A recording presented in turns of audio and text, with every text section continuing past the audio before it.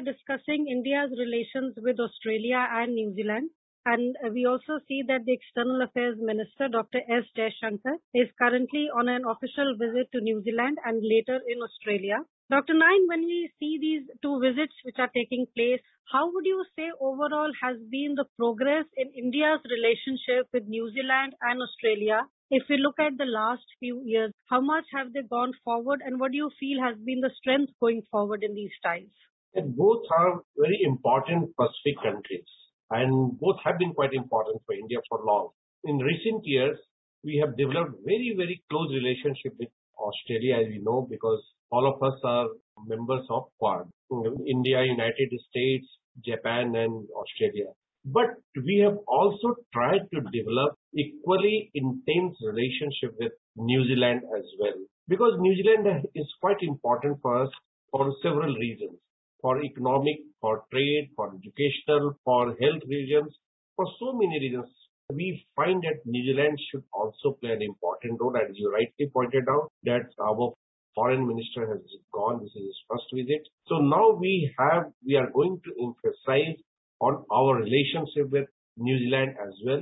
And I'm sure in the future also, with the progress of visits of the foreign minister, we'll also have a very upcoming relationship with the two countries, two important Pacific countries, and which is quite important for strategic reasons, for other reasons also. Dr. Nain, when we talk of India-Australia relations, the one thing that we talk about is the Quad. As we see, the Quad is an organization with India, US, Australia and Japan as members. How do you think has the Quad contributed in getting India and Australia on a common platform when it comes to looking at a lot of global platforms that now we share a common perspective? The fact that we both belong to the Quad and the Quad we also see is becoming much more active in the recent few years. That's true. Like Quad really defined the bilateral relationships of the two countries. Already India and Australia has got, how you can say, evolved its relationship in many areas. And both of us are Commonwealth countries. We have got Westminster-style democracies. We are expanding our economic engagement and we are increasing high-level interactions. Now we are having foreign ministers visit. He was in New Zealand. He will be in Australia also. But already we are working together quite well. Both of us are a strong, vibrant, secular, multicultural democracies. With free press, independent judicial system, and we both speak English quite well and provides us, you can say, a bridge, you can say, an instrument to work together in many economic, commercial areas. And we also know that it serves as a foundation for close cooperation in many other areas, and we have very good people-to-people ties. Many Indian students are going there. Many of our relatives you may find studying in Australia and also working there. So in nutshell, we can say that really we have charted a new trajectory of transformational growth. Till very recent past, we didn't have very good relationship with Australia. Australia was generally considered very close to China, but things have changed dramatically and drastically. We are moving forward and I'm sure our strategic partnership, this is reflected also in a joint declaration on security cooperation, will again provide a new, vista for cooperation, for working together. Dr. Nain, as you also mentioned China, and we have seen that the rise of China, which has been aggressive, and we've also seen very aggressive actions by China, whether it is on the border of India or it is in the Indo-Pacific. We have seen a China which is not making anyone comfortable, whether it is India, whether it is Australia or the US. And that is where the Quad also comes in play to a great extent. Do you feel that this common worry that India has, Australia has, along with other global partners about China also contributes in building a better understanding between countries like India and Australia today? Look, we have been raising the China factor or China issue in bringing about instability or destabilization in the Pacific region for a long time. But Australia was a bit reluctant initially. It has started seeing it itself. So now it has started realizing that yes, China is an issue, and now the way it is forcing military relationship. It is going to have bases in some of the small island countries in that area, in that region. Definitely must be worrying Australia a lot. So yes, Australia is gradually realizing now with read the reports of their think tanks. So you will find that the realization has really skipped in quite deep, and they are highlighting the Chinese problem, the Chinese intervention. So Australia and India both are also helping each other in developing their capabilities, not only in the military area, but also in high technology zone and many other areas. So in that way, definitely China has become a big rallying point for the forging the relationship of the two countries, Australia and India. And we will see that if China doesn't change, doesn't mend its ways, we may have more and more areas of cooperation coming up between India and Australia. Dr. Nayan, we also see that there is a very strong economic component to the relationship. And we also saw that earlier this year, there was the announcement of the signing of an interim free trade agreement between India and Australia, which cut tariffs on exports from Australia to India, including coal, lentils, meat, and wool. This agreement is also the first step towards a long-awaited comprehensive trade deal that has been in the works for a while now. How much do you think is this deal that has finally been signed by India and Australia going to strengthen, one, the economic relationship, and two, how does this economic relationship then strengthen the overall ties between the two countries? You have rightly pointed out this agreement is really going to strengthen the relationship between India and Australia and other India. And I mean, in fact, India has been emphasizing strengthening the relationship with not only Australia, but also with New Zealand also in the economic field. So certainly this is the new trend, new path which we are exploring and which we are working out will help India's strengthening of relations with the two countries. And with Australia having several strategic papers coming up, and through that strategic papers we have been trying to work out, like there was one economic strategic paper of 2035 to define a pathway. So I think we have built a roadmap, and through that roadmap we are trying to unlock opportunities. So I'm sure that in the coming years or coming months also, we'll find that bilateral and trade coming up. So India is 8th largest trade partner of Australia with goods and services. So I'm sure that I told you earlier, in the recent past, our relationship was not so good.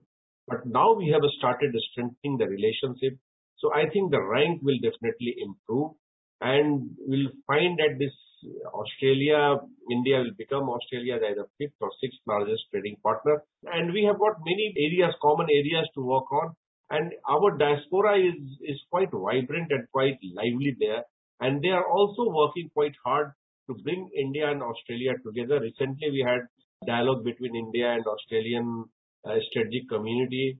And that dialogue is also trying to find out new areas to work on.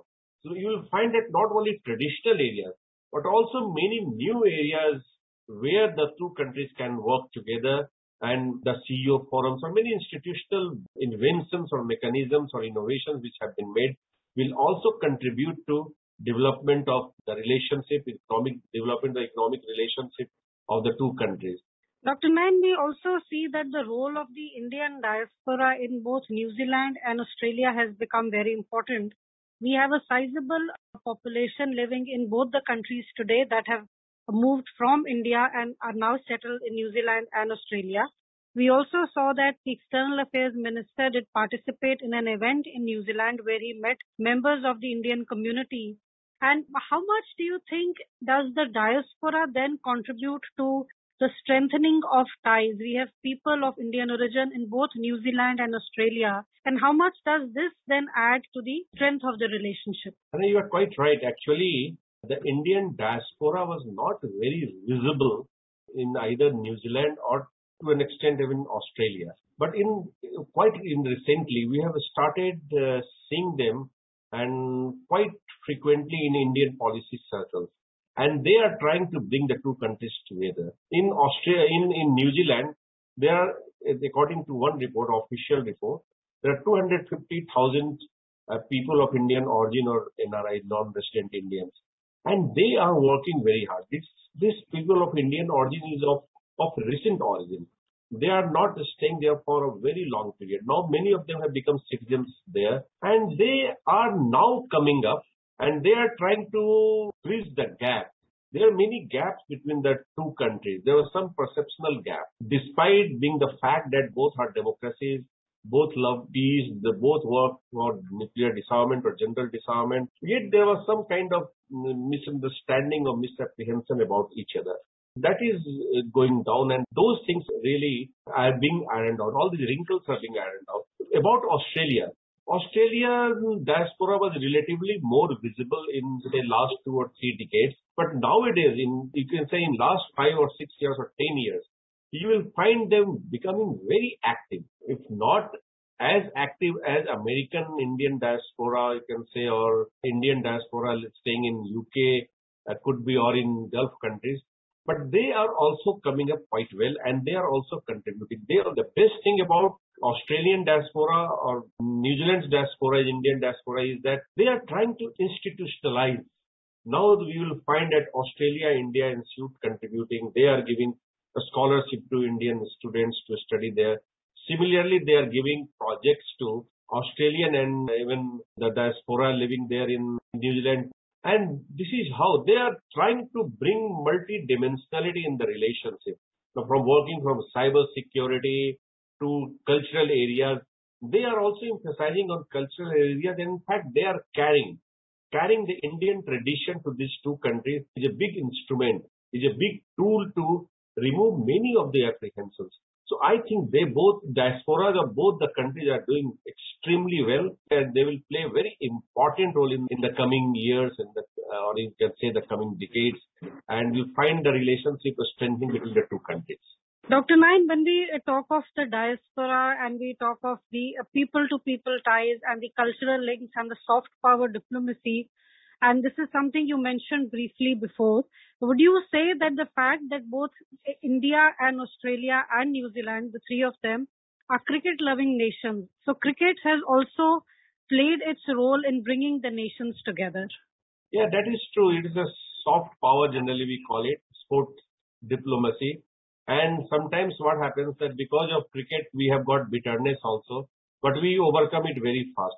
And thanks to this IPL series, we are engaging sports persons, players from these two countries, and they are becoming part of, say, the broad Indian project. They are also participating in many of the Indian teams, and they are carrying a different message that changed India's image abroad in Australia and in New Zealand. So I think cricket is really playing a very important role. And in the coming days, we will continue our discussions, and we will also follow the visit of External Affairs Minister. With these comments, we bring today's discussion to an end. Thank you. Thank you very much.